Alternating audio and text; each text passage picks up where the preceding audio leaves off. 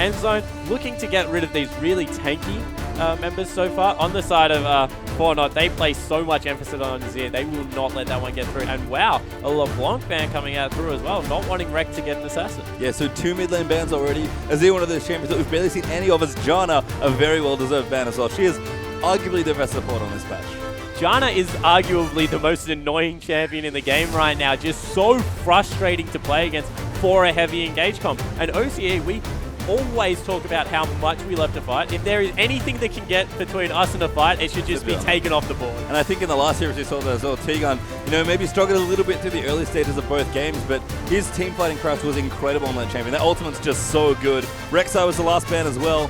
Endzone are going to hover a mid lane pick here. And interesting to see if Endzone do prioritize mid. They do actually go for Zed as well. 2 mid lane bans and they first pick a mid laner, putting a lot of emphasis here on Rekt in the mid lane. Yeah, they certainly are. Lee Sin straight away for Naya being hovered over. As soon as Rek'Sai goes off the board, I think Lee Sin and Jarvan are the next tier in that jungle. Of course, Elise still does some work. Carlos has got hovering over Maokai at the moment. He does prefer to play tanky top laners, and I think as far as smooth power curves go, tanky top laners, Maokai is still a privileged option. Yeah, I mean, there's just a lot of good options in top, and it's funny that you mentioned jungle. I feel like there's a lot of limited options at the top, but once you start banning out those junglers and those top tier junglers, you get a lot of cool stuff that you can potentially play as well. Yeah, as you said, it's hilarious. If you get rid of Jarvan, Lee Sin, and Rek'Sai, the champion pool is like completely equal. From things like Pantheon, Elise, Xin Zhao can even be thrown in there. Lulu, we've seen a bit. Twisted Fate we saw as well. Lulu, Twisted Fate. Amumu's been taken off the board this game.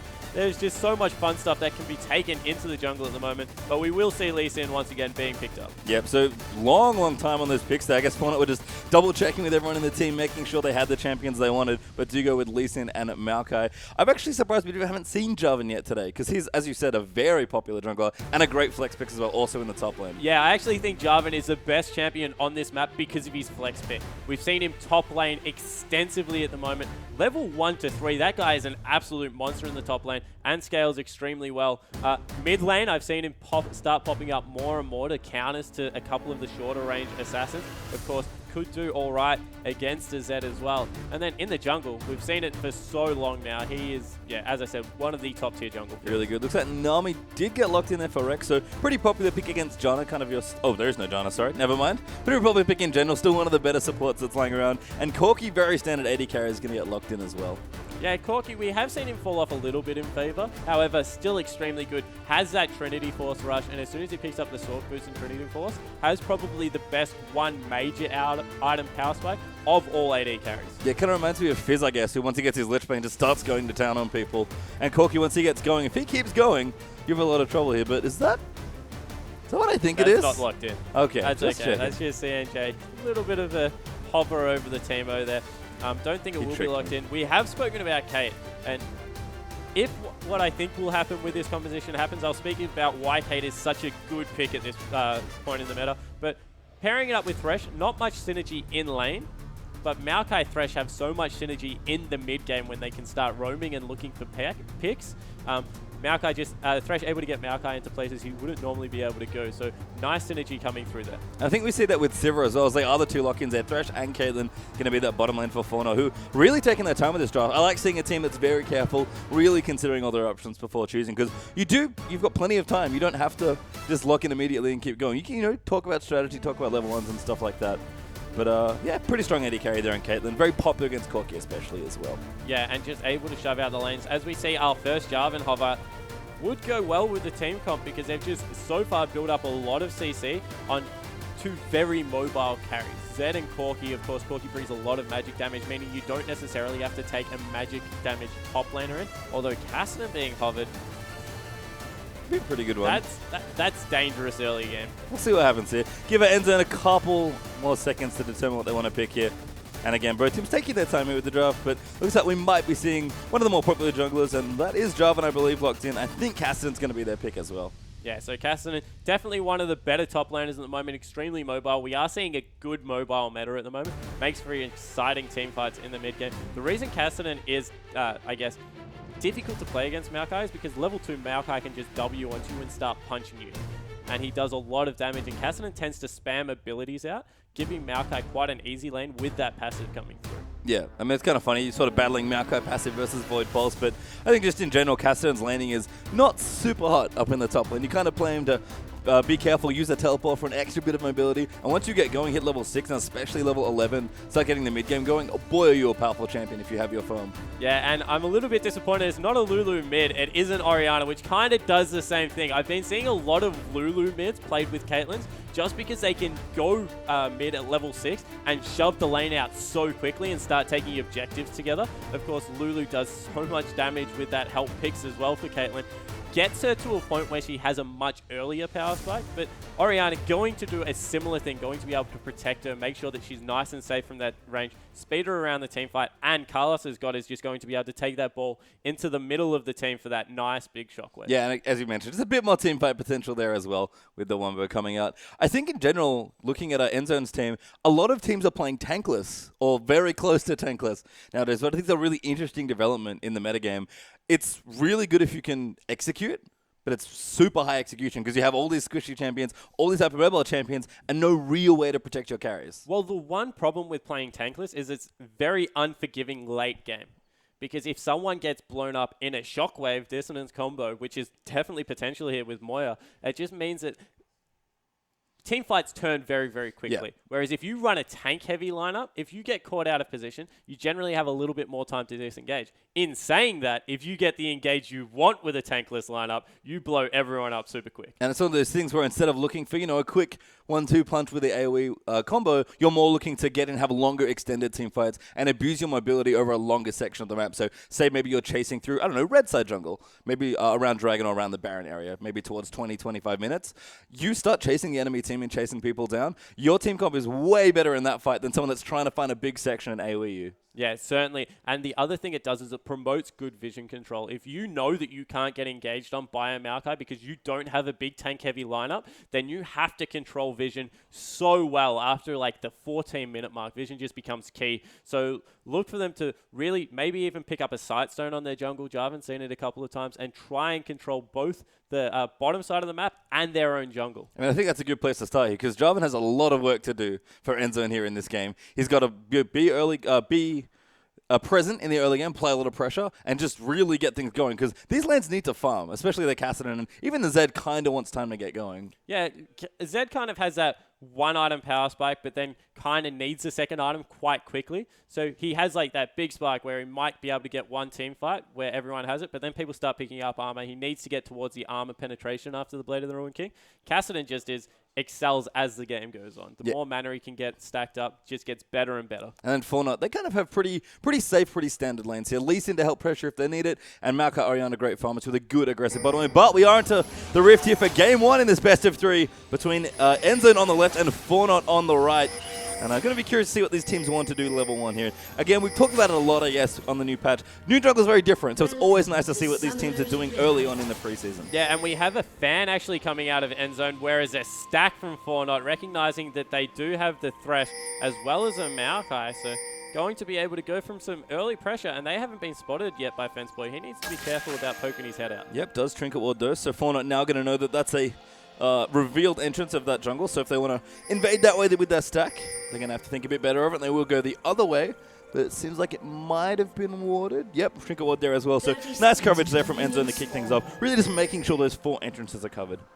Yeah, and it looks like Carlos's God will be rotating around into the top side of the jungle, as well as Moya and Naya, so might be able to catch out a side of Jarvan as he exits. Yep, he's been seen as well. So everyone being spotted on the map so far. Not much happening in this level 1. Quite a dangerous deep ward there, but I guess Endzone, knowing that Fortnite were all stacked up near that dragon, he felt like he could ward in. And that's really important, especially in this jungle, to get key early vision so you know when the major buffs are being taken, because they do so much damage. Well, you used to ward a buff to see where the jungler is starting. Now junglers don't start at buff, so you either ward the Gromps or the Krugs, and then that will show you exactly where Lee Sin's starting. So from warding that and not seeing Naya rock up, they can assume that he is a Gromp and he's going to be finishing top side of the jungle, which is so important for Cassidy.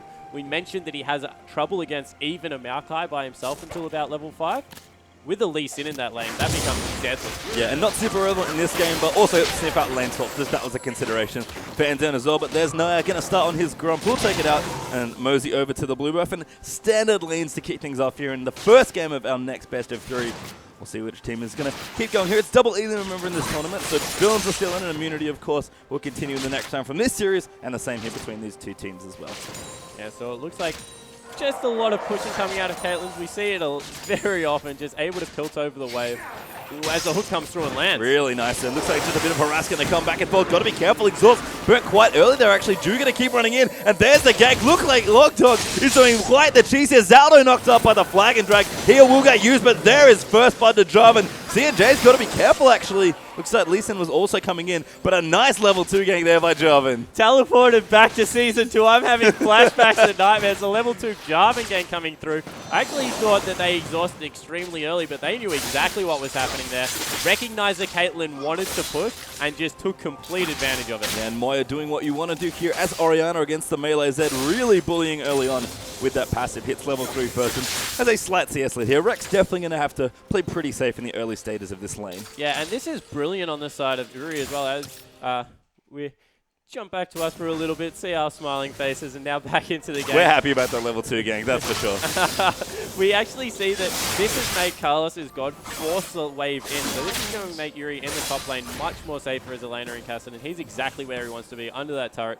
Quite easy to farm, and just able to get in there. Yeah, one of those things where Cassin, a champion that a lot of people kind of think that, you push him in aggressively, he doesn't have that many options, but his W helps so much with early game last hitting, and he's very safe and very happy, as you said, getting pushed in early on. So we'll see what happens. Cass actually leading in CS, just last hitting in minions to his heart's content. Yeah, of course, it's much easier to last hit if you aren't trying to burst down the wave, as Maokai is.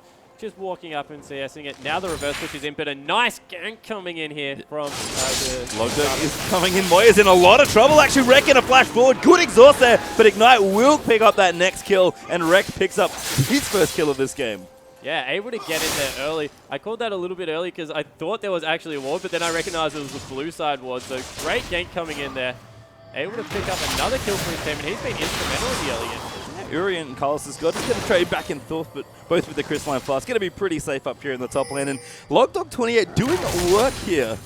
Spawn in the early stages of this game. That's 2 successful ganks for 2. Yeah, and this is what happens when you have a damaged jungler versus a jungler that brings CC. The jungler that brings CC early game is so much more potent, whereas Lee Sin doesn't have that until he gets to level 6 with that Dragon Rage kick.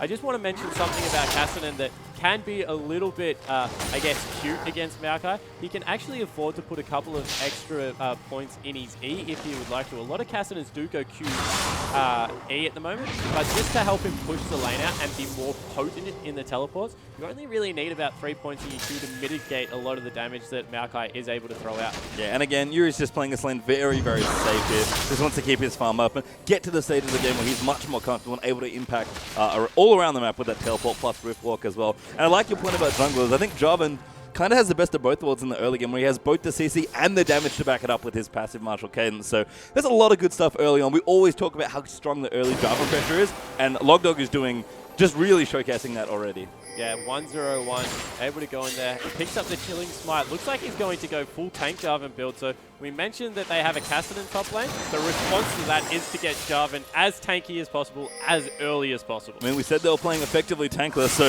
Logdog's going to try and get some work done here. He's going to sponge as much damage as he can as he continues to do work here. But Endzone found himself a nice little lead, actually. 1,000 gold to the hook, does land it down the bottom. Fence Boy getting played back in, but he does back around. That's a great snipes him with the Q, and CNJ will pick up that kill. Naya's forced to flash out from under the turret, but that was surgically aimed by Lee Sin. Yeah, that was brilliant to watch, and more importantly, the kill goes over to Caitlyn. That's going to get her going early. Maybe help her against the early spike that does come out from Corki. And that's a big wave to crash into the turret so early. Yeah, Flying Jude just kind of has to sit there now, collect whatever CS he can, and try and minimize the damage done to this turret. CNJ going to take the lantern, will recall. Let's watch that again. Yeah, and we see that Lee Sin comes in, and this is the cue we're talking about. Chilling Smite first to set it up, and he threaded that needle perfectly. Flashes out just to secure his life. I think it was maybe not needed there. Potion was ticking away, but just a great gank in general. Yeah, and a nice demonstration of hitboxes there as well. He knew exactly the width of that Q, so beautiful stuff to watch here. And Fauna answer back with their first kill of the game as Lee Sin in spectacular fashion helps out. Rex here going to come through, does poke out Naya. Zed quite scary now as well. Triple longsword to kick things off with 50 CS, and his ultimate ready now as well. Naya's got to be careful and not get himself killed. Yeah, and Lee Sin, especially if you go for the damage item first, does remain squishy for a lot of the game. You see Lee Sin compensate by putting a couple more points in their W generally, but with how strong the jungle is, if you don't have AoE to take out those Raptors, that's flipped again. People are now starting to level up to E second, so he needs to just avoid wreck for as long as possible. Yep, looks like Ultimate's kind of being gifted across the board here as everyone's going to ramp up to level 6. Yuri has his now on Kassadin. Fence Boy, not quite there yet, still soaking up experience after getting killed by Lee Sin. Other than that, though, Ultimate's pretty much across the board for most of the solo laners here. Yeah, and it looks like Carlos's God is now starting to struggle a little bit in this lane. Yuri's going to be able to chip away with that Catalyst. Does engage in, but as I said, look, the trade just going completely in Yuri's way, and he has the wave on his side of the lane now. Yeah, I mean, Yuri just knows he can't fight with the cannon creeps, plus a bunch of other minions hitting him as well. And I like that he actually led the potential Rift Walk with the sapling really far back towards the turret to guarantee that damage as well. So a good trade here. Kassadin, I think, still needs a bit more time here. Very defensive setup with his Flask plus a couple of potions and his Catalyst. But again, if Kassadin gets out of this lane even or better, he is a happy man. Yeah, he certainly is. As we see, farming still coming through in the bottom lane. Sanjay doesn't want to get too far forward, recognizing that there are some people missing on the map, but they really need to start doing some damage. Nice bubble coming through the lane. Nice lance, and good bit of damage actually done by the Tidecaller's Blessing, but we'll just kind of chill. Here, Nice actually snuck his way into the bottom lane as well. Spotted. Oh, There's never mind. Ward in the brush above him. Wasn't able to get through there. They know exactly where he is. They're playing pretty far forward, however. Yeah, they're trying to bait Rage him. is available. Jarvan's not here either. They have to be very careful. Fence Boy almost gets himself hooked. That was so close. I don't even know why you would tempt that. No creeps were in danger of dying. Just back off and let the wave push into you. Yeah, it's almost like they were bluffing a bait, but we can see Jarvan, he's all the way over to his red buff now as Nai's going to rotate in towards the mid lane. No, gives it a look. Looking at Dragon potentially. The ward control out of Endzone is just so much better at this point in the game. Couple of pink wards around mid lane. They're completely safe from any ganks that this Lee Sin can put out. And you can see they're just playing so much more confidently. Yeah, neither. I think just checking his fence was taking a lot of damage to the bottom lane. Jew in trouble. Exhaust on a fauna. Teleport coming in the back. Now's the other teleport in answer, and CNJ is trying to get the kill. Yuri actually eats a snap trap as he comes in. And Fence Boy backs up that great hook there by Zaldo. And Yuri's going to come back in. Moya picks up Wreck there as well. And CNJ's forced to flash out. Yuri running out there as well. Good bubble. Making sure Carlos's God stays at bay. And despite two people teleporting from the top lane, no kills in the bottom. Yeah, meanwhile, in the mid lane, something serious happened. We might have to be able to get a look at that because both Zed and... Naya. Yeah, I just saw him glowing there as well. Zed managed to get the double, it seems like. So Zed and Jarvan were picked up. Naya died to something. I don't know. Moya's like, I don't know what's going on, but I'm leaving. It's dangerous here in the mid lane. It's Flying Jew will not check that brush. Carl's going to mosey on back towards his top lane. I think Fauna were hoping that gank would lead to a dragon, but instead they just have to back off, and everyone's going to reset their lanes here. Yeah, and looks like Kassadin will be able to get back up on that top lane. Wave looks like it is a little bit bigger, so pushing in his advantage now. Going to be able to pick up that CS. He's 10 ahead now with Carlos's God, so he's looking pretty in this top lane. Yeah, and that Rod of Age is going to come at a very clean timing here for that Kassadin, so you should have that in a couple minutes. And pretty much anything before 14 minutes is stellar. So Yuri off to the races there with his build. Other than that, we've got Jarvan, as you mentioned, going tanky here. 2 Ruby Crystal items, a Kindle Gem plus his Ruby Crystal there. Brutalizer plus Bilgewater Cutlass there for Rek, winning a bit more early game damage and impact. Oh, that's a cute word. But pretty easy to hit through that Dragon. Rek will clear out that pink ward. And Corki struggling a bit, doesn't quite have his fade yet. Still getting towards that Trinity Force here versus the pickaxe that CNJ already has. I think Caitlyn's been bullying a bit here in this bottom lane. Yeah, certainly has been pushing in. That back that was forced out of Fence Boy wasn't forced, he just died actually. That's forced. Did ensure that CNJ got a little bit of an early advantage. However, Corki, as we said, that much more mid-game orientated carry will be able to farm up just fine. It's just a matter of getting that Trinity Force at a time when it matters. So probably look towards 14 or 18 minutes there for that one for Corki. And if you don't recognize when that spike comes, things go wrong very quickly in team fights. And speaking of spikes, Moya's got a Merlin Nomicon as well. So not wanting to go for the Hourglass, wants to be a bit more cost efficient and more aggressive here. But that's a good item for Orianna to have nice and early as well. As we do prepare spawn for a first dragon sometime soon. Next few minutes you have to. Yeah, definitely looking around the 11 to the 13 minute mark for that to start kicking off. That's a really brave buy from Moya to pick up the Morello Nomicon because obviously Jarvan is going to dive onto you as well as Zed, so hoping his reaction time on that shockwave will be enough to keep him safe. But we've seen some cool Zed shadow play. I don't know. We'll see how that one plays out because, as you said, very cost-efficient, good early-game item. All that CDR and mana regen coming through, but just a little bit dangerous. Yeah, I mean, it is just your aggressive option here. We could have maybe had Tyrion to Archangels, which is a decent defensive item. And, of course, everyone's favorite Zhonya's Hourglass, which is just such a nice defensive build. But Moi wants to be aggressive, want to really, I think, contest for this first Dragon, which is probably going to be our next big point of contention between these two teams. Some good ganks have come through, but the gold's very even here at 12.5 minutes. And these teams, they just want to make sure they have vision control at this point. Yeah, it certainly looks that way. Naya actually getting spotted by wards all over the map. He needs to pick up a sweeper, and soon.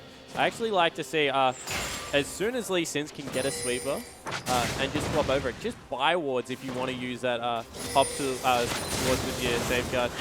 Obviously, you'll pick up a sight zone as soon as possible, but the more time you waste early game as Lee Sin getting spotted out, the worse. Oh, wow, he's going to come in here, I think. Did he get in? Yeah, he's actually snuck in kicks. Drew back, does miss the Q, and a good tidal wave. Putting the 3-man knockup. Drew going to keep getting knocked through the box. Not quite getting enough time. Fenceplay almost gets a kill, but CNJ will secure Drew there. And a good attempt, but Naya did sneak into that brush. Yeah. Oh my god, wrecked again, kills Moya. Well, there you go, Moya. Maybe wishing he had some armor in that mid lane now with a nice 1v1 kill. That completely equalizes out the fact that Flying Jew was popped in the bottom lane by a great game from Naya. Does not want to take that Lee Sin drone kill. No, Jarvan coming in, does find him. Cat is out though. Good flash by Naya. Managed to get out from under that towards the safety of his turret. But a flash for a Cataclysm, you'll take that every day. It's one of the most satisfying things playing Lee Sin jungle. As we see a replay, wow, that kick was brilliant coming through. Misses the Q. And this actually meant Defense Boy could do a lot of damage. Backed out after he hits the box. I actually think if he had played that a little bit more aggressively, he could have maybe picked up Zelda or Naya there. Yeah, he did it both his summoners as well, so he could have just gone, just flash heal Valkyrie and really try and get double or possibly even the triple there. It is dangerous to try and kill a support like that because that's exactly what happens. Your 80 carries free to hit you, but for not get away with that one, we might have to say, and Naya sneaks into the brush for a successful gank this time. Blue going to get donated over here, and this is a great timing if they're looking to do the Dragon as their next objective. Yeah, around that 14 minutes, so this is one of the later Dragons we've seen, as we see CNJ relentlessly pushing in this bottom lane. I mean, why wouldn't you? You're Caitlyn playing into Nami Corki, that's kind of your job here. Corki, speaking of, almost at that Trinity Force now. Looks like he might have it around the 16-17 minute mark. So going to have a pretty nice timing there for that one. Zed, Blade of the Ruin King Finch for him. Roa's done for Cassidy as well on the easy side. And Sidestone there for Flying Jew's Nami as well. Infinity Edge almost done for Kayla as we go through a few more items. And I think that is Righteous Fury for Maokai. It certainly is going to be able to speed his team up and slow the other team down. One of the new fun items being introduced into the game. I like it. Particularly if you're looking at him to be the main game. And wow, Rek putting out a lot of damage. Oh yeah, this is going to go in onto Moya. Pops a Deathmark, flash around. Shockwave will miss. And that's a nice little outplay there. Another solo kill there for Zed down the bottom. All sorts of shenanigans have been had. But they get away with it. Naya backing down again. But no kills here forthcoming. CNJ, they will continue to push into this turret. Yeah, they Fortnite are putting so much pressure bottom lane, but in the meanwhile, they've just let the mid lane go down. Nice game coming in through from Lee Sin though. Yeah, Naya coming through, good stun into wall there, and Fence Boy nowhere to go with Naya applying great pressure. Wrap around the back turret, and that might be the first Dragon of this game. Yeah, that's pretty badly played by Endzone there. They must have known that something was coming bot because there'd just been a kill mid lane. The jungler was spotted. Looks like they're coming down River for a little bit of the game, but they've been spotted out. Nothing going to happen here. Yeah, teleports are up as well, so both top laners can also join this exchange. And Endzone might get away with for not getting that Dragon. Both teams take quite a while to. In fact, Logdog just going to pop in. Willie started. Yeah, he wants to. They've thought about it. Scrying off will spot them out though as well. That's nice work there from CNJ, and that will mean Endzone to move off that Dragon. Yeah, and it looks like they're trying to take the Scuttle Crow. Naya making his team take a little bit of damage. They've started up now as well. This is so dangerous. Yeah, they've got to be careful. Ward's in pretty good places for these teleports as well, and Fortnite will pull off the Dragon Dance here. Again, both teams really jockeying for this first Dragon. With the game this close and the gold certainly signifies that this first Dragon is going to be very, very important. Yeah, and it looks like neither team wants to give it up, and the easiest way to do that is just to take too much damage and have to back off it, give it away for free. So looks like both are playing super conservatively, just not going to touch it at all. Yeah, looks like CNJ's IE has been finished up, and the Berserker Greaves there as well. So big item spike there for Caitlyn. But I believe Fence Boy has enough gold for that Trinity Force. So both AD carries going to be in very comfortable positions as we do enter into this mid-game section. of the game. And again, top lane is farming up as well. Yuri's done quite nicely, actually, with 148 to 124 in the CS front. With his roll ticking away. I'm curious to see what his next item is going to be. But he's going to be a very happy Kassadin at the 20-25 minute mark. Yeah, a nice balanced team coming out from Fortnite here, meaning that Kassadin may have to pick up that Zhonya's, because it's kind of, even though it gives armor, it's that dual defensive item here with that stasis passive. And looks like he is just going to be able to farm this one out nicely. Just hanging out. That CNG will clear out the Scuttle Crab now as well. That will run away. It gives him a little bit of vision, I think 45 seconds. Zelda going to clear out that ward there as well. Nope, can't get it. Wanted to go for the pink, but couldn't quite go in. And other than that, Logdog will get snap trapped here. And again, both teams trying quite hard here to see if they can get anything done. But Fortnite are going to now group towards the mid. I think this is probably a little bit better for where their team comp is at right now. Just trying to push down, use that Caitlyn's Infinity Edge, use that long range, and clear out a bit more of the map. And then I'll be able to actually move into the Dragon once I've got a bit more space to move around here as well. Looks like tower will go down. That's the second one of the game there for Fortnite, taking out that crucial mid turret. Corki is down the bottom, doing what he can with that bottom turret as well. And you see Fence Boy out of mana, probably got enough gold for that Trinity Force now as well. Looks like he should have that ready to go. And Fortnite now going to move in onto that Dragon, it seems like. We're going to clear out the wards here. Zelda going to clear them out in the back. And Naya will jump in. No, never mind. Again, pulling off. You've got to be very careful here in this particular situation. Decent amount of damage. Looks like Fortnite have started up. They are going to go for a wreck. Will get picked up. He's going to go in. Deathmark popping on a Naya. Good kick there. Wreck almost going down, but Naya does get bubbled up. Will get the kill though. Thankfully, then they're now going to move in. Carlos is going to run defense. Yuri in the back though. He potentially going for a lot of kills there. Does get queued as Zelda gets quite low. He will go down though, as Moya's going to get a kill. And that's 2-0 there for Fortnite. They're going to take out Dragon now as well. And that's the first Dragon of the game finally being taken out there. Fortnite with a nice little lead now, 2,000 gold ahead at 19 minutes. Really like the fact that they're just able to move down that mid turret and clear things out. Boy, now just going to check out the Raptors. Naya hanging out, going to clear out his Grump. And we did have quite nice items actually for both teams there. Ghost Blade plus the Blade of the Ruin King up there for Zed. Available in that team fight. Trinity Force I don't think was available at that particular time for Corki. But other than that, Easy just couldn't quite get position there, and you can really see how Maokai just brute forcing his way through that team fight, able to create such a nice front line. And I actually love this build as well that he's gone for. Super team friendly. He was really trying to add auras, I guess you could say, to his team with both the Aegis and the Righteous Fury built up there as well. So he's quite the team player here as Fortnite's Carlos is God. You can see Oriana's building up nicely as well as we've got almost as Onya's actually finished up here for Ori. Got about 350 gold to go as far as that completion goes. So looking good, and that despite the Morellonomicon potentially being a bit awkward in the early stages in terms of a 1v1 potential, Oriana's going to feel very comfortable moving into this mid-game stage where Fortnite seems like they're just trying to group up a whole lot more and just force things. And you can see this game is going to devolve into quite an interesting little play strategically now. Naya is up the top. Deathmark will get popped out. He actually does follow him into the brush with the twisted advance. Good kick there into Wilhelm, but Wreck might be able to get out. He does shut off with his ultimate.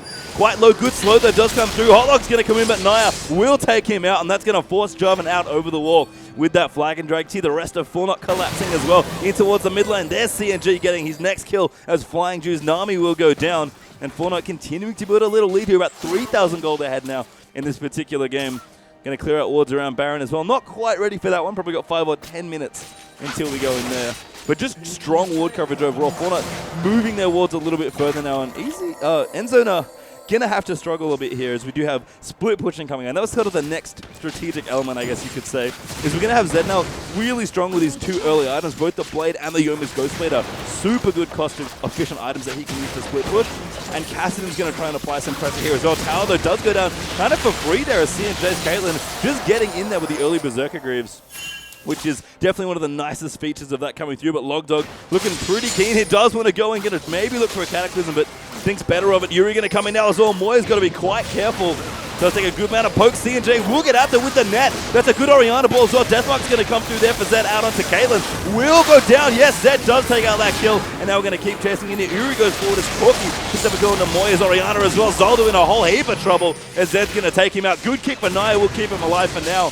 But there's so much mobility here, and these are the fights that Fauna do not want to take when they've got big open spaces that can put their Maokai in front and use all of their AoE and all of their protection for Caitlyn. It's great, but easy when there's a big scattered fight around the map. That fight basically went from the middle of the mid lane up in towards the back of the red buff there. And now Endzone are going to look in for this next turret here. That's going to be their third of the game. For anybody wondering, we are waiting back on Spawny. It's a pop out for a second, but I'm sure he'll be back soon. So if you're just wondering why I keep explaining things, that's why. But Spawn will be back shortly, guys. Don't you worry. As Endzone now going to continue running through. Looks like shopping time is prime for both of these teams here. Caitlyn actually returning with almost a completed static shift. It's going to be a nice little upgrade there as well. And Oriana getting aggressive here, finishing that zone is and going for a blue elixir nice and quickly here in this particular game. Lee Sin as well, almost at his Randuin here. Got his Juggernaut upgrade on that Skirmishes Saber as well. And his Sightstone also completed. And again, things just looking good. The Gold League kind of crushed down a little bit more now. Endzone were about 3,000 gold behind, earlier on. Now just 1,000 gold or so behind. So I've done a lot of work here. As it looks like we do have Jake Spawn Tiberi back in the building. Yeah, sorry guys. Looks like we're not able to get that way. We do see the replay here as just a great team fight comes through. Rex goes so deep to try and pick him in there, able to get him down, and the damage that comes through. Fantastic. Follow up. And this is what we spoke about with the no tank composition. Jumped for so long, and wow, another team fight. Yeah, I mean, these teams really just want to keep going in. Zaldo, good flash, picks up the kill. Out onto Logdog, flying Jew gets crushed down by the Oriana. Command attack plus dissonance. And didn't miss, you actually missed quite a bit, I should say. Lots of teamfights happening. Easy got a nice mobile teamfight moving through. Fortnite with a nice big AoE near that first dragon. And now just position being jockeyed for. Fortnite, though, seems like they've got a bit more control at this stage of the game. Yeah, looks like they've hit that fight nicely. Now able to pick up some very tanky items onto the Maokai. So make sure that Carlos has got is that very heavy one tank lineup. Whereas we saw pretty much perfectly between those two replays what the mobile comp does in their perfect teamfight versus the burst damage that can come out of Fortnite. Yeah, and I mentioned it before. I just love this build from Carlos' God. Just the big, team-friendly, all the auras coming through. You've got the Locket and the Righteous Fury there as well. Just wants to be a big team player, not interested in damage. He's going to be pretty tanky as he builds through anyway. And just, you know, big, friendly Maokai here. And kind of supporting this Caitlyn, this Oriana really nicely with the team comp. With both Lee Sin and Maokai providing good frontline as well. Looks like Dragon going to be up in 25 seconds or so. Going down right now. It looks like Caitlyn has been maybe killed. Oh, Yuri there doing some nice roam. This is the other issue potentially here is Endzone have a lot of really strong split pushing available to them with both the Castanet and the Zed in this game. Yeah, well, with Castanet, if he gets you in a position where he's relentless and it's so hard to get away with him as he stacks those Rift Walks up, maybe employ the buddy system here. If you are on Fortnite, not go anywhere without that big friendly tree as you were mentioning. Looks like Castanet's teleport is up as well. So if Fury wants to come in to contest for this dragon, they can. But Fauna are going to try and group up again. And last time this happened, Endzone did not have the most fun teamfight here. Zelda going to look out. Does get bubbled up. Damage coming in, but look at the defenses there. Even Lee Sin coming through. Oh my goodness, the good triple knockup actually into the tidal wave there moving in. And now Logdog in the back trying to do the damage he can. Dazzbug pops in, great shockwave there with a good amount of AoE damage. The teleports have come through as well. There's just carnage here on the Rift. There's Zek with the shutdown, 3 for 2 right now. Carlos is going to get chased out now. Now C&J will rejoin back in. And as the dust settles, actually a win there for Endzone. Looks like C&J wasn't quite ready to be back in that team fight. Yeah, that was kind of a 4v5, and wow, C&J getting absolutely jumped out there. Yeah, he could be in trouble. Rek going to run forward. Does get the kill there. Now Fence Boy going to run in. Yuri actually popped the zombies there. Carlos going to get slowed through as well. And have had a pause here. Yeah, and you just see straight away Castanet's eyes lit up as soon as C&J stepped a little bit too far forward. Yeah, and it's just, again, one of those things where you can't afford to be out of position as Fortnite. Your comp is all about grouping together, big defense and support from Maokai and Lee Sin, protecting your key carries here, your Caitlyn and your Oriana. The issue potentially, though, is that comp's quite low damage. Yeah, well, they're good upfront burst damage, and then very good really prolonged damage as long as they don't get popped. If that Oriana goes down, can't give the defenses to Caitlyn, provide that mobility through that dissonance, and then Caitlyn just falls prey to the Cassidy. And kind of one of the cool things about this mobile kind of tankless comp that Endzone are playing is that they've got a lot of upfront burst damage, and they kind of come in and out with a lot of bursts as well. So we are going to pop back into the game here. It looks like Carlos died. I'm going to assume... Yeah, this is just a replay of what we saw happening there, where they got a really nice 3-man knockup. So this all starts with the Flag and Drag going through the tidal wave, which blocks everyone up. And from here, even though a nice shockwave was hit, there's too much damage coming out on the side of Endzone. Nice Valkyrie over the top to pick up that kill as well. And Carlos's God is probably the only member that can't get chased down. And I guess one of the issues, as we saw, is that, yeah, good shockwave, but it was only for damage. There was no repositioning, no peeling, no, like, mass CC effect there. It was just pure damage shockwave. And Orianna, Morella Nomicon, into the zone because she knows she's afraid of Zed, doesn't have the big flat damage that Void Staff or Rabadons would give you in that situation.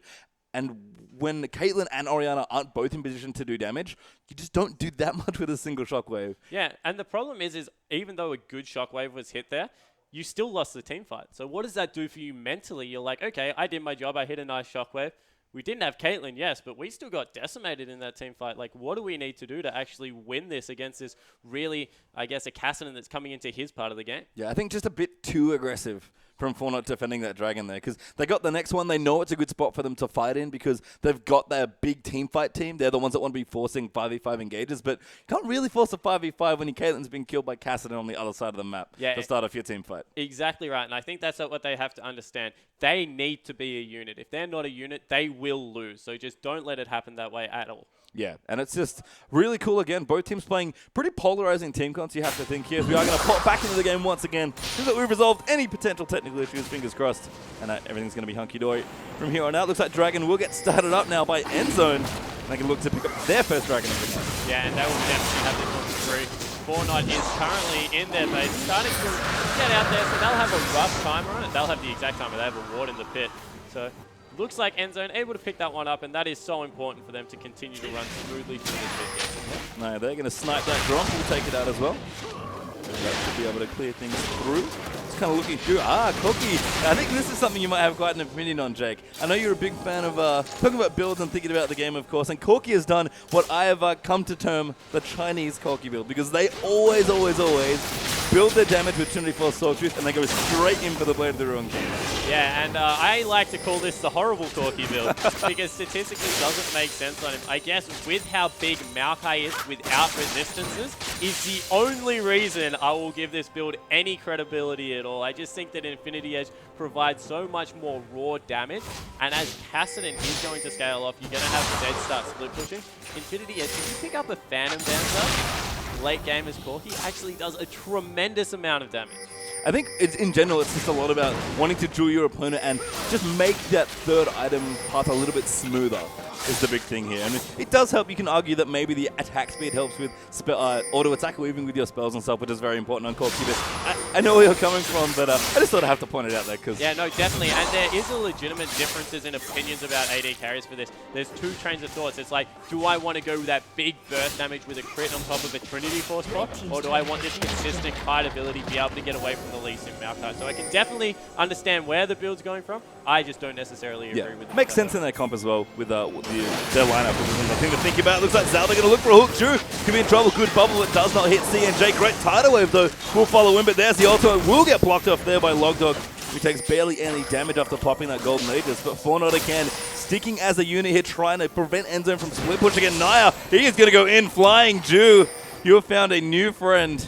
Teleport actually coming in. They really want this Nami. Yeah, that is a lot of resources expended for maybe one, potentially two at that. Shockwave running in as well. Logdog in trouble. CNJ did pick up the kill on Nami, and there's Orianna going to take out Jarvan as well. But a big counter push up the middle now for Endzone. Yeah, really nice response here because they're in on the inhibitor turret, so recalls coming out furiously from Fortnite, but this is probably going to fall. Yeah, last Swift plus Ghostblade and the Blade there for Zed. Not quite pure AD damage, but more than enough to rip through that turret. Looks like they're going to offer a trade here for the first one and try and defend that inhibitor turret. Naya and CNJ will pick that up, but the inhibitor going to go down there, and Fortnite, a little late on those recalls, probably wanted to get back sooner.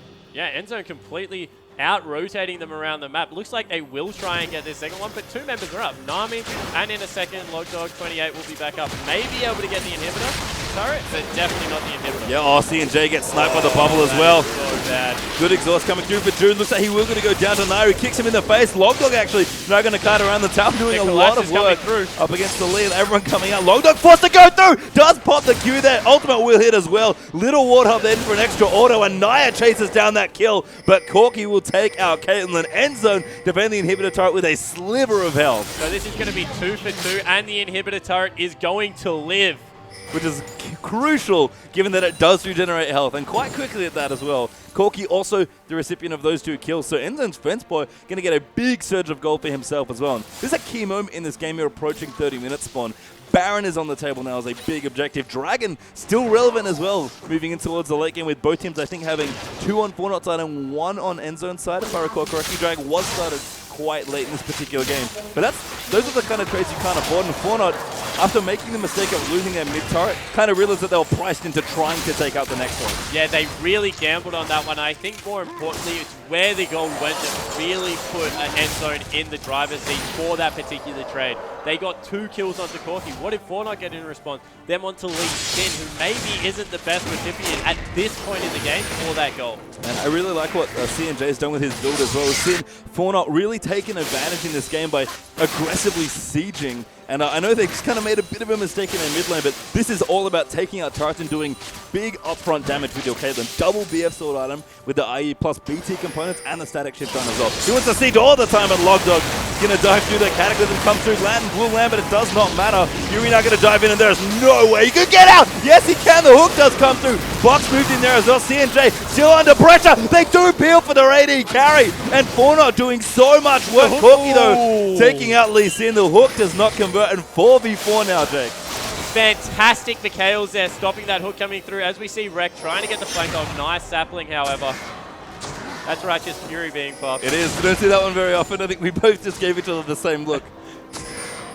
And Fortnite now will run back to their base to defend it. But wow, what great peeling coming out of Fortnite there for that fight. Maybe to lose another turret, but looks like Fortnite are right there to answer with this one. So yeah, just trading 1 for 1. Yep, going to defend here. Tier 2 turret shield going to help out a little fence by getting in for the damage. Has to be careful, though, does not want to get eaten by a stray hook or a Maokai initiation. But Caitlyn's going to come back in.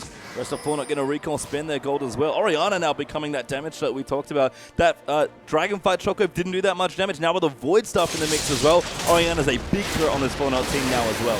Yeah, and the Baron being started off on top of a ward. No sweeper was available. They used it to try and set up a gank rush. And Zed face checking a Thresh. Yep, Zelda coming in. He wants to go. Throws a land now for a bit of a bluff. No, it's not a bluff. Carlos is going to go in this whole time. He's here still doing the Baron. Oh, Recti gets out with a shadow. Carlos will flash over. Flashes out though as well, will Zed. There are so many low people. Fortnite should just turn around and do the Baron right now. Great block there for Fence Boy. The ultimate will keep Zed alive, but you're right, Fortnite are just going to turn on this Baron, and Endzone have no good options left here. They've got to poke so well. The Baron is low as well. Tidal Wave does come in. Will they secure the Baron? They do there. But Fence Boy gets a kill on the Thresh. Now in trouble though. Shockwave does just clip Logdog, who goes down to Orianna. Now Fence Boy getting chased through as well. Yuri's going to try and help peel, but Naya will pick up that kill. Shutdown though does come through as that Lee Sin slays Corki. Now Kassadin slays Lee Sin, and Carlos is going to fight here. Flying Jew goes down to a sapling, I believe, that was left in the pit. Moya's out as well on Orianna. Oh, Carlos is dead. Yuri, though, he's just gotten so many kills. Will he check? No, doesn't check it in time. Flicks the wrong way anyway. And a bloodbath there, but the Baron goes to Fortnite. Yeah, so 4 for 5, but the Baron goes to Fortnite. In the meantime, the base has been absolutely ripped to shreds. They've nearly lost 2 turrets in that bottom lane just because of how big that minion wave was. We'll be able to push off, and we've mentioned it before, those turrets do regenerate, so we'll be quite okay. I think one of the nice facets of the comp that Endzone have here as well is we maybe going to slow things down a little bit here. When you have a super mobile team comp like Endzone, and you're trying to have longer extended team fights to pick people off, when you have an inhibitor down on the enemy side, your job is so much easier because your team comp is designed to drag out team fights and constantly annoy the opponents, and you've got the double pressure of people not wanting to get picked off and die, but also your base being pressured as well. So Fauna kind of ran out of good options there around that Baron. Yeah, they certainly did. They looked like they could turn, and I thought they could burst it a little bit quicker than they did. Looks like Endzone are going for a dragon here. But that's a dangerous move. No teleport on Yuri, whereas Carlos's God is up. They must know that. Right now, if they start a fight, this is a 4v5. Yuri's running down there. He's going to pop presumably a couple Rift Walks to get there closer. In fact, they're just going to delay things here. Maybe pick the big wave that's down in towards the bottom lane here. And just back off here and try and get some vision down. Yuri should be able to join them at time. It seems like Moya maybe has to be careful as well. Good ball placement. Teleport coming in. Yeah, instantly comes through there. Zelda going to look for a hook. Juke could be in trouble, but Fauna are going to go in now onto this dragon. It'll be their second if they could claim it. Yuri wants to go in, but there's an easy dragon going up for Fauna. And a little bit of a mispositioning there from Endzone, you have to think. Yeah, and now Fornot's inhibitor has respawned as well. They can take advantage of the one Baron buff they have less and siege down this mid lane with it. They've, of course, got that Caitlyn, who has now picked up that BT as well as a Ruby Crystal. Maybe looking towards a Banshee's Veil to try and get herself away from that castle. Potential is we are going to see this poke now being used again. Fornot with a great siege comp here. That super powered cannon creep as well. Going to make this that much easier. Fornot do not have a lot of Baron left. They're going to get a lot of work done with what they do have here. Next wave was likely going to take out this tower. Baron did drop though. No, never mind. Moya does still have the buff. And that should be a pretty clean turret. And this is what I was going to speak of when I was speaking about Caitlyn in Champions. Like, if you give her a shield, she can get a Bloodthirster and just chip away at a turret. As we see them forced completely away, this is going to be the inhibitor unless they go right now. Yeah, they don't want to go hook now, running out by Zaldo as well. They want C&J, that's the target. Logdog is in position, but they just can't force a fight. I mean, that's not the game that Endzone's team comp is designed to play. Yeah, and the problem is that Naya had a really nice flank there, so if Lockdown had have flown in, probably could have tied CNJ up.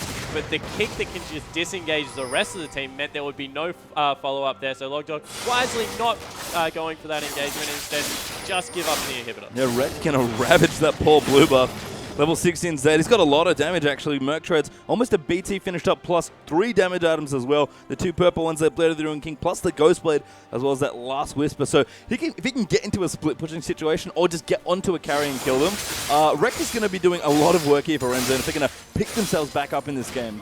Yeah, and now that Lee Sin, he picked up those kills and it's just made him extremely tanky. He's picked up a Warmogs as well for himself. He is so big, Naya, on Lee Sin. And when you look at how big Carlos's God is, how big Naya is, you think that if these team fights start extending further and further, maybe they start swinging away from Endzone unless they can get onto CNJ. That is now key. That's one of those things as well, Spawn, where I feel like this game looks so close. It's one of the things I love about this patch is that the gold lead is no longer the best indicator of who's winning the game. But I feel like given the position we're in and the team comps and the way the Dragons have broken, I believe Fortnite are up 1, I think they're the team with the advantage right now. Yeah, they definitely are, and they look like they're strategically playing this one just a little bit better. In saying that, Endzone have set up a... Oh, no. Scouted perfectly by a nice battling there. Yeah, and this inhibitor now the race is on to get back into the base. That inhibitor turret, by the way, did not regenerate that much. Yuri going to get picked up here. Shockwave comes in, picks up Rex with a lot of damage. But now Naya going to go in there as Logdog dives in. Moya does pop the zombies. Kaylin picks up the first kill, and it's a good double level coming through, but it's not quite enough there for flying through. Yuri trying to poke back and forth in there as well. Cassidy going to pick up that kill on the Caitlyn as Java went down as well. I think Endzone might be able to defend it. Fortnite are very low. Yuri's doing so much work. Triple kill there for Cassidy. Fenceboy now going to run in. Can he make it the quadra? He wants it as well. Fenceboy will get the double. That completes the ace for Endzone as well. And what a defense. CNJ lived for so long in the backline and then made one mistake. Let Cassidy get on top of him. Went a little bit too far forward. And wow, did he make him pay. Yuri came up absolutely massive. And Fenceboy, the best thing about double assassins, if you're an AD carry, there's just so many threats that aren't you. You can hit whoever you want. And Corki, in big stacked fights like that, can really get in with his short range. And when he's in range for all his spells, he does stupid amounts of damage to people with Gatling Gun, plus all of his spells mixing in there as well. So Fenceboy, that was an easy team fight for Yuri and Fenceboy to clean up, and they did so admirably there. And that's going to tie the gold up once again here in Fortnite. With that mid inhibitor respawning soon for Endzone, I think we've reset to probably an even game now, Spawn. Oh, wow. And Cassidy has just launched himself ahead. 4 completed items now, 8-2-8, as well as the Infinity Edge being picked up on Fenceboy. You would think that that may be the power spike they are looking for to maybe start clinching a couple more things. We'll have to see. Banshees did get completed by C&J, so going to make any potential survivability, which is a big deal here for Fortnite's AD carry.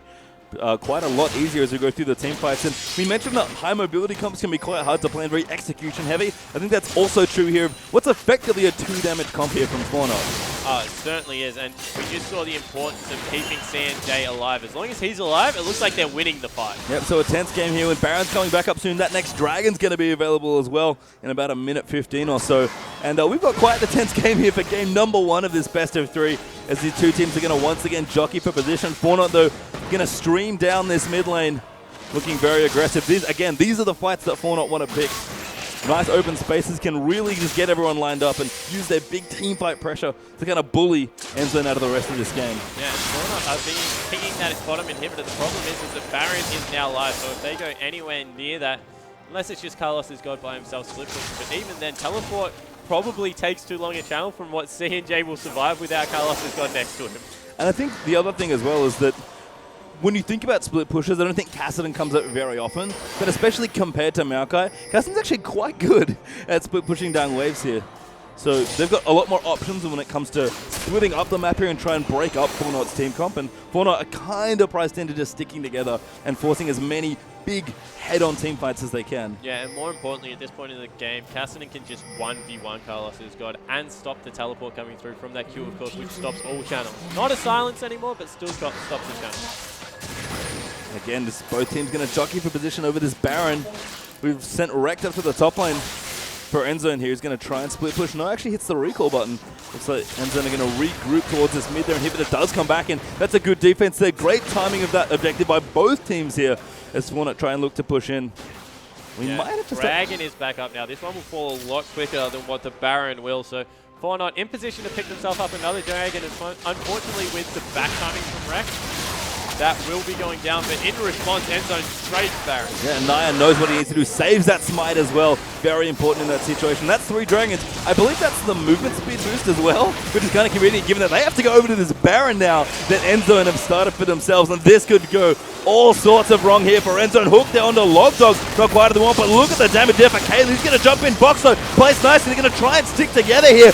Carlos has got to jump in onto Yuri as well. Good shockwave there. Picks up Rekt as well. Naya gets that first kill. Kassadin takes out Orianna, but CNJ still alive with plenty of health to go, and he is shredding through the members of Endzone. There's Zalo getting get bubbled up there by Flying True. There's the double for Corki. Can Easy turn it around? Fence flow so low. Yuri goes legendary there, and there's the clean out for Easy. 5 for 2, and what on earth was that? Flying Jew just saved that team fight with the triple bubble. That was so big coming in for Endzone. Able to swing it for their team, and with a mid inhibitor down and the death time as being this long, you would think that this will be at least 2 inhibitors, maybe not the game because of where the minion wave is. Yep, going to go for it. Yuri going to work on that top lane turret, takes it out. Fence play and Flying Jew. The heroic tag team in that last team fight. Pick up the mid inhibitor for themselves now as well. Endzone, no, not going to play this super safe. Will take the objectives that pretty clearly they can take here with 10 seconds left on the first member of Fornot. This tower's going to go down. Will they take this next inhibitor as well? And no, not confident in their ability to take that out. So Fornot lose a lot, but not too much there. Yeah, only 1 inhib and an inhibitor turret. So this game balanced on a knife that they did not want to give away the Baron. So they chose to back off, played it nice and smart as a team. Fornot looking to get there anyway. And that's exactly it. I mean, Easy kind of recognized that we do not want to get counterbaroned in this situation. And Naya is actually running in to check it very quickly. Does pop a ward down, so they do now have vision of the area. Big minion wave for them down the bottom as well. But unfortunately, Fornot can't really take advantage of the side lanes here. They do need to control them so that they have more hold around the central area of the map. But their team, again, really does have to stick together here, pretty much hip to hip. And Kassadin's going to clean out that bottom wave. And he's got teleport, and of course, super mobile as well if he wants to join in. So we're going to reset for this Baron once again, Spawn. Yeah, and looking like Kassadin was looking for a Lichbane or maybe even an Iceborne Gauntlet as the final item coming through there. Iceborne Gauntlet, a little bit less conventional, but just provides so much stick and chase potential out of Kassadin that it's not a bad pickup in any situation. And with that farm, 300 CS now nearly on Yuri. He is an absolute monster. 10, 2, and 10. Yeah, just a beast here. And Endzone have got themselves a nice gold lead, actually, about 4,000 gold. That's a lot of turrets and quite a few kills there as well. With a lot of gold being distributed, of course, to that Kassadin that you mentioned. 3 Dragons still on there. Fornot definitely have that lead here. And I've got that first Baron as well. So we'll see what happens here as we look to take the rest of this map. And we're going to move into a pretty late game here, it seems like. We're approaching what probably going to be a 50-minute game just based on where we are, even if a next team fight happens and a team wins it cleanly. Who do you think has the advantage in the late game for just given the compositions and the builds we have? I think if you put both teams on 6 items, they give the advantage to Fornot. But right now, and within maybe the next 4 to 5 minutes, I think that Endzone have a really good advantage with how strong their cast is. Corki finishing up that Banshee's Veil as well. He's fully stacked now as well on his Corki. Just, I guess needs a boot and channel. Maybe if he wants to sell these boots and go for a 6th item, he can. But everyone is powering up a lot here for both these teams, and Endzone just seem to have such a massive strength here. He's even Logdog now. He's going to join in the split push game. Pick himself up some much needed CS there. He's, of course, the one tank for his team. Got that Dawn Mail as well, which is a nice pickup. Seems that C&J is the person that is probably the most important player on Fortnite, you would say, right now. I mean, his job is just to jump on Caitlyn and sponge as much damage as possible. And looks like Baron is going to get started up here by Endzone. Caitlyn a little late to this party. Now he's going to pop a ward in and check. Endzone immediately back off that Baron. And they're going to look in, do find Moya, forced to flash out there, but again, as you said, it can't get them for a flash as a trade you'll take any day of the week. Yeah, unless it's Fortnite fight right now, that is such a good trade because Orianna needs to be able to follow Caitlyn around the map. So if he gets locked down and killed, Caitlyn just loses so much of her defense. Has been able to pick up that last Whisper though, so that is key because it means that Dawn Mail, that Sonya's Hourglass not going to be doing as much for their team. Yeah, and both of these AD carries. Pretty much 6 items here at this point, save for the boots if you want to count them. And again, these teams will consider this Baron. Good pink ward there. I guess Easy have a slightly better time of the Baron control, sorry, given that the map's basically at neutral, but they're on the somewhat favorable side for Baron here, so a little bit more space to move in. But both teams really just want to poke in. Nobody wants to get caught. Yuri, though, going to try and find a pick. Does get hooked in there by Zaldo. Good shockwave. Will pop on, but he pops his on. He's another teleport. He's going to come in, and Carlos is round the back here for Fauna. Going to try and peel off Logza, but Moya taking quite a bit of Jarvan. Jarvan will get out. Naya so low. Looks like he will be the first to go down here. Now Flying Dude just going so deep there on that Nami, and wrecked in the backline. Picks up the first one on the thresh for him. Yuri legendary now as the damage just dumps in, and Endzone wiped the floor with Fauna 5-0. Yeah, they cycled people on top of C&J until they were very low, then got them out. Really well played, and it was all started off from the top laner again, coming up huge, able to jump in, slow everyone down, and then just Zonya's maybe a TFS move there, and that will be the game on the side of Endzone. Absolutely will. Endzone with a great finish here to our first game of this best of 3. And what a game to kick off a series here. Always wonder what things are going to be like here as we do see which teams get to qualify for the OPL. And of course on this patch as well, which is, still kind of being worked out by every team in the world. And, from every level, from the amateur to the pro level, all around the world. So really fun stuff. And for me, that game just showed how cool the objectives and the mechanics on the map are now, because that was back and forth the entire time. Yeah, it definitely was, and it showed how you can play different strategies on the map now, and they can accomplish very different things. Heavy engage in AoE teamfight versus chase and the assassin mobility trying to get on top of C&J. A beautifully executed team comp coming out of EZ. Yeah, just great to watch. And again, really like both the comps, but we do actually have a replay. Looks like it might be our last team fight here, Spawn. Yeah, it looks like they're just grouping up. And this is where they go in and just start up with Baron. So straight away, they fly in and they need to get a ward into the back of the pit just to stop it from going down. Actually, no, this isn't the last thing. So this is where Rex gets caught, but then able to survive with a slither of hell. So he gets caught up here, but able to get back into the Dragon Pit, does a nice ultimate, then flashes over the wall. But all of a sudden they fly in. Carlos gets in there, flashes over the wall, maybe uses his flash preemptively, but it keeps Baron to aggro. And what this does is it means that we can take the Baron. Look how low they are, but a lot of incidental damage coming out from Baron. They are able to pick it up, but Zelda gets blown up. C&J has to get over the wall to try and get away from Fury, and then has to slow mobile, able to clean him up, and from there just able to really wipe the team fight. And he talked about, Yuri here, kind of the star of that game, I think, once we had the full 48 minutes or so play out. Ended up with a massive score, that 11-2-14 to end his first game here as Kassadin. And just, even in that team fight, after you pointed it out in the last one, did a great job real walking in and popping that zone. He's very TF Messiah-esque move there as well, baiting out with the golden Kassadin. And Kassadin pretty scary once he gets going. Yeah, and I think that what they recognized in that fight is even if they went even in that fight, maybe it was 3 for 3, they had such an advantage with their minion waves. Of course, took out that bottom and nearly took out the inhibitor turret, took out the tier 2 turret in there, so able to pick up more gold for themselves and really start swaying the objectives on the map. Yeah, really good stuff. And after that game one, can't wait to see the next one. Hopefully you don't leave me before we start the next game too. But guys, we've got to a quick break. We're going to have the next one here between Endzone and, oh my goodness, my brain just died. That's awful. And Endzone and Fortnite. Thank you.